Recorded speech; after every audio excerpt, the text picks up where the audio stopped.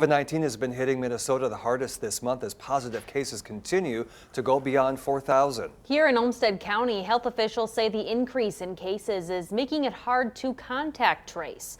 Our Maria Bray heard from the director of Olmsted County Public Health on the concerning impacts the virus has on our community. Maria. Tom and Caitlin, Olmsted County Public Health says on average 130 people daily are testing positive for the virus countywide. In the summer, it was only about 20 people per day. The increase is making county officials fall behind when it comes to contacting those who are COVID-19 positive and those who are exposed.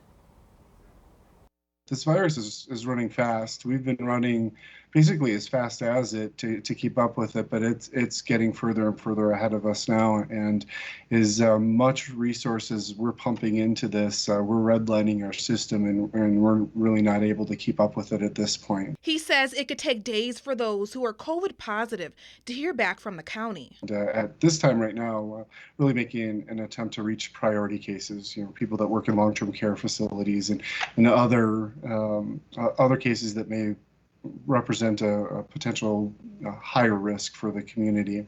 And he asked those who test positive or awaiting a result to do some contact tracing of their own while they wait. So we want to encourage those cases to stay home and away from others for 10 days after their symptoms start, or 10 days after their test date if they don't have symptoms.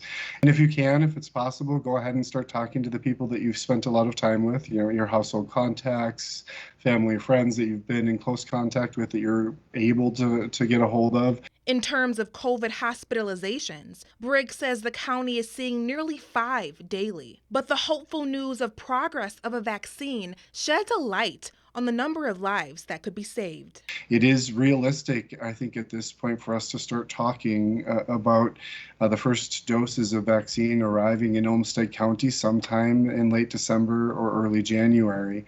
Everything changes, even if it's just one person vaccinated, it starts to change the way that we can respond to this.